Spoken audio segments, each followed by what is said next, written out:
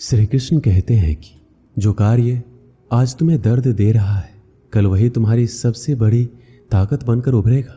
झोंक दिया हुनर को मेहनत की भट्टी में, कुछ तो काबिल जरूर बनेंगे। घर बड़ा हो या छोटा ये मायने नहीं रखता, उस घर में एक दूसरे के प्रति प्यार और सम्मान कितना है ये मायने रखता है। घर की जिम्मेदारियां निभाते निभाते खुद की खुशी, खुद के सपने तक भूलने पड़ते हैं। अपनी वाणी को शुद्ध रखिए, संस्कारों की ये पहली अमानत होती है। अगर धैर्य करोगे तो मिलेगा, गुरूर करोगे तो गवाओगे। जीवन में खुश रहने के लिए एक ही मंत्र है, राधे राधे का चिंतन करो और चिंता करना छोड़ दो। व्यक्ति का नजरिया और बात करने का तरीका बताता है कि उसे संस्कार कैसे मिले। कपड़े तो ब्रांडेड खरीद सकते हैं, लेकिन संस्कार किसी दुकान में नहीं मिलते। भरोसा स्टिकर जैसा होता है, दोबारा पहले जैसा नहीं लगता। जीवन को समझाने के लिए पीछे मुड़कर देखें और जिंदगी जीने के लिए हमेशा आगे देखें। वक्त और प्यार दोनों जिंदगी में खास होते हैं। वक्त किसी का नहीं होता और प्यार हर किसी से नहीं होता। कहने को तो बहुत सी बातें होती हैं, पर असली सुकून चुप रहने से ही मिलता है। आज के समय की ये सच्चाई है कि जरूरत तय करती है कि बोलने का ढंग कितना देर तक मीठा रखना है। जब पीरा और कष्टकारी बोली दोनों सहन होने लगे तो समझ लेना इंसान समझदार हो गया है। माँ बाप की बातें और किताबें कभी धोखा नहीं देती। जिंदगी में अहमियत उसे ही दो जिसमें अहम ना हो। दिल साफ रखो और सबको माफ करो, जिंदगी हसीन हो जाएगी। हर इंसान के साथ इतनी खूबसूरती के साथ रिश्ता निभाओ कि लोग आपको खोने से डरे, आप लोगों को खोने से नहीं। कुछ कर्म ऐसे होते हैं जिनका प्रायश्चित नहीं होता, उसे कुदरत के नियमानुसार भुगतना पड़ता है। अगर रास्ता खूबसूरत हो तो पता करें किस मंजिल को जाता है, लेकिन अगर मंजिल खूबसूरत हो तो रास्ते की परवाह ना करें। आपका स्वाभिमान अगर किसी को अभिमान लग रहा है तो बिल्कुल लगने दीजिए। जो 2 पल में बदल जाते हैं वह विचार नहीं, वहम कहलाते हैं। भरोसा जितना कीमती होता है, धोखा उतना ही महंगा हो जाता है। ताश का जोकर और अपनों की ठोकर अक्सर बाजी घुमा देते हैं। कभी फुर्सत में अपनी कमियों पर गौर करना, दूसरों का आईना बनने की ख्वाहिश मिट जाएगी। नियत से ईश्वर खुश होते हैं और दिखावे से इंसान। मिली थी जिंदगी किसी के काम आने के लिए, पर वक्त बीत रहा है कागज के टुकड़े कमाने के लिए। रिश्तों को बनाए रखने का सिर्फ एक ही शर्त है, किसी की कमियां नहीं अच्छाइयां देखिए। समय उनका इंतजार करता है जो उसका इस्तेमाल करना जानता है। समय दिखाई नहीं देता, लेकिन बहुत कुछ दिखा जाता है। अकेले ही गुजरती है जिंदगी। लोग तसल्लियां तो देते हैं पर साथ नहीं। पत्थर में एक कमी है कि वो पिघलता नहीं है, मगर एक खूबी भी है कि वो इंसान की तरह बदलता नहीं है। भरोसा उस पर करो जो तुम्हारी 3 बातें जान सके, हंसी के पीछे का दर्द, गुस्से के पीछे का प्यार और आपके चुप रहने की वजह। जल्दी जागना हमेशा ही फायदेमंद होता है, फिर चाहे वो नींद से हो या अहम से या फिर वहम से। प्रशंसा चाहे जितनी कर लो, अपमान सोच समझ कर करना, क्योंकि अपमान वो उधार है जो अवसर मिलने पर ब्याज सहित लौटता है।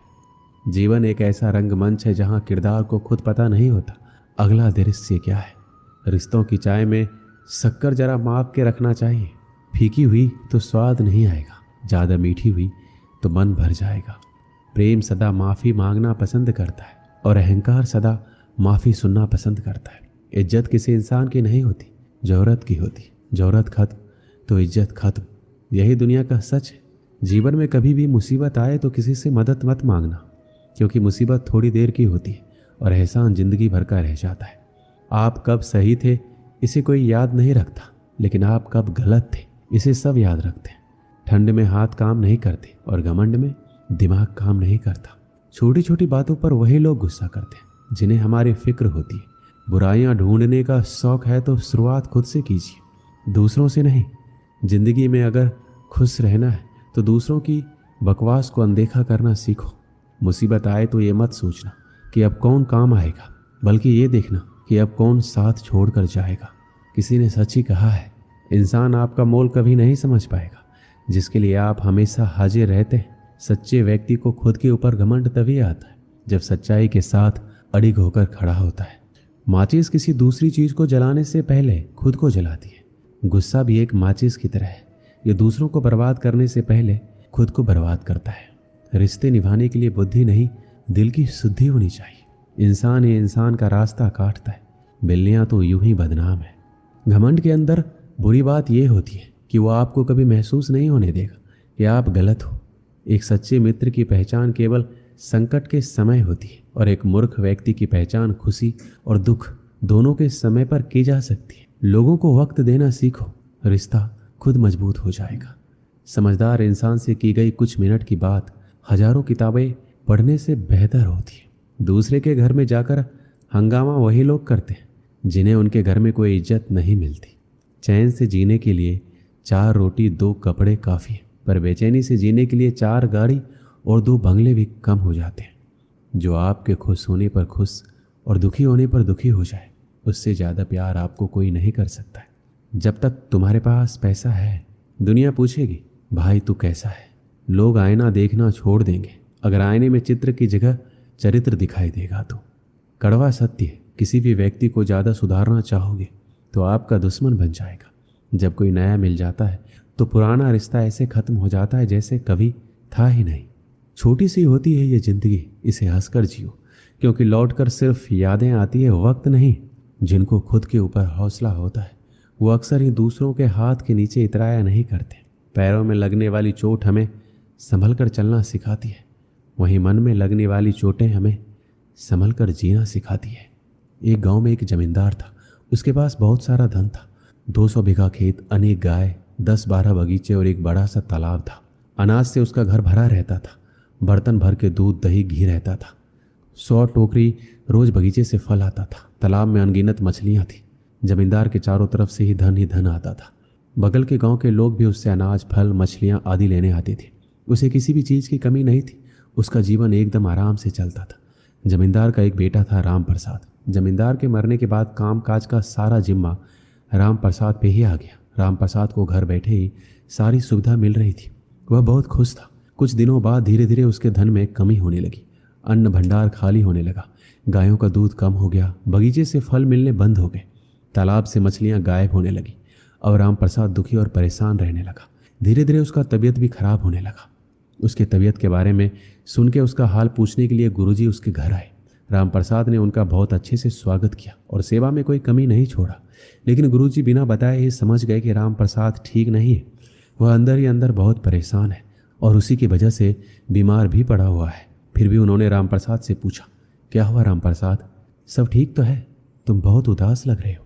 तब उसने कहा, क्या बताऊं गुरुजी, कुछ समझ नहीं आ रहा है। मेरा सारा धन दौलत खत्म होता जा रहा है। इसी की चिंता से मैं बीमार हो गया हूँ। अब आप ही कुछ उपाय बताइए जिससे मेरा धन दौलत पहले जैसा हो जाए। तो गुरुजी ने कहा कि तुम चिंता मत करो, सब ठीक हो जाएगा, सब पहले जैसा हो जाएगा। सबसे पहले तुम मुझे अपना दिनचर्या बताओ। तो राम प्रसाद ने बताया, गुरुजी चिंता के कारण रात में जल्दी नींद नहीं आती, इसलिए सुबह देर तक सोता रहता हूँ। फिर स्नान करता हूँ, उसके बाद भोजन और फिर दोपहर में सो जाता हूँ। फिर जब सोकर उठता हूँ तो शाम के समय अपने मित्रों के साथ बिताता हूँ। फिर रात को जब बिस्तर पर जाता हूँ तो वही चिंता सताने लगती है, इसलिए मुझे सोते सोते देर हो जाती है। गुरुजी ने कहा, क्या कभी अपने खेतों में घूमने जाते हो या नहीं? तो उसने बताया, नहीं गुरुजी, मैं कभी नहीं जाता। मेरा सारा काम मेरे नौकर चाकर करते। गुरुजी समझ गए कि अपने कारोबार का देखभाल ना करने के कारण इसकी ये बुरी हालत हुई है।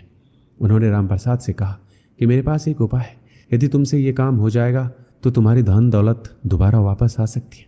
राम प्रसाद ने तुरंत हाँ बोल दिया। फिर गुरुजी ने कहा, सप्ताह में किसी एक दिन स्वर्ग से एक बहुत सुंदर अद्भुत चिड़िया आती है जो सुबह 4 बजे तुम्हारे बड़े वाले तालाब के किनारे पर बैठती है। वह इतनी सुंदर है कि उसे देखते ही किसी भी इंसान का सारा दुख दूर हो जाता है। वह सुखी, स्वस्थ और संपन्न हो जाता है। यदि तुम एक बार भी उसका दर्शन कर लोगे तो तुम्हारा सारा दुख दूर हो जाएगा और तुम एकदम पहले की तरह स्वस्थ हो जाओगे और तुम्हें कभी भी धन की कमी नहीं होगी। सबसे पहले तुम्हें सुबह उठकर अपने भंडार घर, गौशाला, खेतों, बगीचों को प्रणाम करते हुए तालाब के पास पहुंचना है। वहां सप्ताह में किसी भी दिन तुम्हें वह स्वर्ग वाली चिड़ियाँ दिखाई दे सकती है। गुरुजी इतना बोलकर अपने घर वापस चले गए। दूसरे दिन राम प्रसाद सुबह 4 बजे उठकर सबसे पहले अपने अन्न भंडार की तरफ गया। वहां उसने देखा कि उसका एक नौकर 4 आदमियों के साथ भंडार घर से चावल की कुछ बोरियां निकालकर वहां खड़ी बैलगाड़ी पर लाद रहा है। तब वह नौकर राम प्रसाद को देखा तो डर के मारे थर-थर कांपने लगा। उससे माफ़ी मांगने लगा। राम प्रसाद ने उससे चावल की बोरियां ले ली और नौकर को निकाल दिया। फिर वह बगीचे की ओर गया। वहां जाकर देखा कि बगीचे की रखवाली करने वाला अपने पूरे परिवार के साथ टोकरी में फल भरकर अपने घर की ओर ले जा रहा है। और जब वह अचानक रामप्रसाद को देखा तो उसके होश उड़ गए। रामप्रसाद ने उसे भी नौकरी से निकाल दिया। जब वह अपने खेतों में पहुंचा तो देखा कि गांव के कुछ लोग खेतों से अनाज के गट्ठर अपने सिर पर लेकर जा रहे हैं। रामप्रसाद ने देखा तो उन लोगों से अपना अनाज का गट्ठर वापस रखवाया और उन्हें एक कड़ी सजा दी। इसके बाद वह तालाब के पास पहुंचा। वहां कुछ लोग तालाब में जाल डालकर मछलियां पकड़ रहे थे।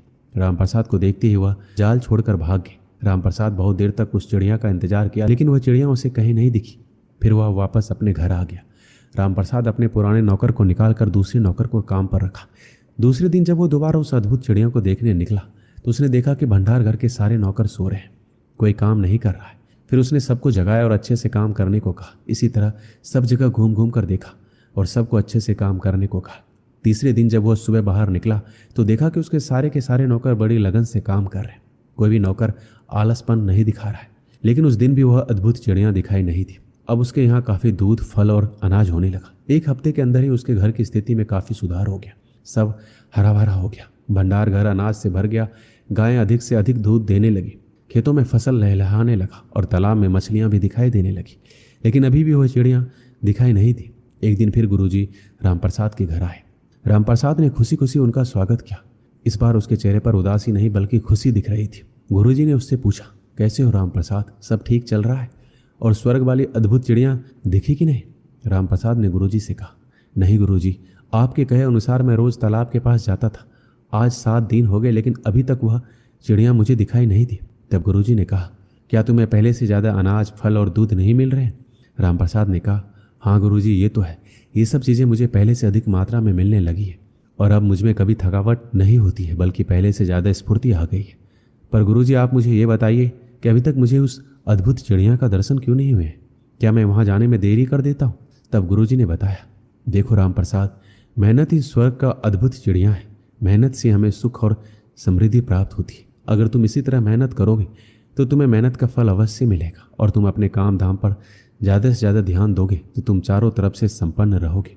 कोई दुख बीमारी तुम्हारे पास नहीं आएगी और सुबह सुबह उठकर सूर्य की पहली किरण लेने से भी तुम्हारा शरीर स्वस्थ रहेगा और ऐसे ही धीरे धीरे तुम्हारे चेहरे पर चमक आ जाएगी। गुरुजी की कही सारी बात रामप्रसाद को समझ आ गई। वह जान गया कि मेहनत करने से ही लक्ष्मी की प्राप्ति होती है। उस दिन से वह वैसा ही करने लगा जैसा उसको गुरुजी ने कहा था। इसलिए कहते हैं कि मेहनत का फल हमेशा मीठा होता है। दोस्तों, इस वीडियो में बस इतना ही। मिलते हैं अगले वीडियो में। अपना ख्याल रखिएगा। जय श्री कृष्ण।